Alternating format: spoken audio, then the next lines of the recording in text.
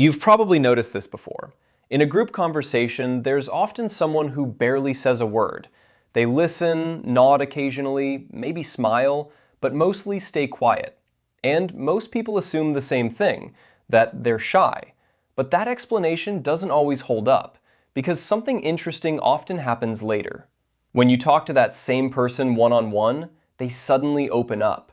The conversation flows easily. Their thoughts are clear, detailed, sometimes even surprisingly deep. So the real question becomes, what changed? At first glance, it seems like a personality shift, but there may actually be a quieter psychological reason behind it.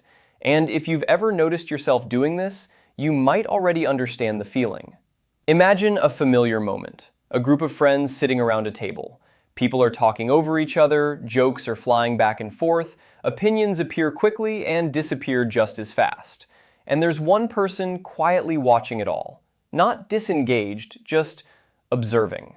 People who naturally notice subtle details often experience social situations a little differently. They listen longer, they process more, and sometimes they're paying attention to things most people barely register. But this is where it becomes more interesting.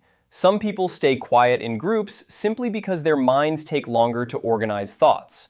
When conversation moves fast, there's no real space to finish thinking before the topic changes. For others, group settings create a subtle kind of cognitive pressure. Multiple voices, shifting attention, unpredictable reactions. The brain ends up managing too many signals at once. And then there are people who instinctively observe social dynamics first. Who's comfortable? Who's dominating the conversation? Who's holding back? They read the room before deciding where they fit. You might have seen this happen.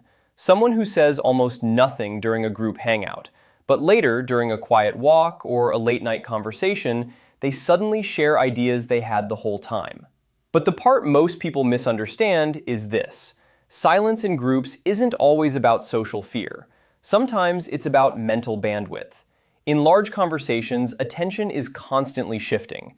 Your brain tracks multiple speakers, reactions, tone changes, interruptions. For people who naturally think more carefully before speaking, that environment can feel like trying to write a sentence while someone keeps changing the topic. And something fascinating tends to happen in one-on-one conversations. The noise disappears. There's space to think. Space to finish a thought without interruption. Space to actually be heard.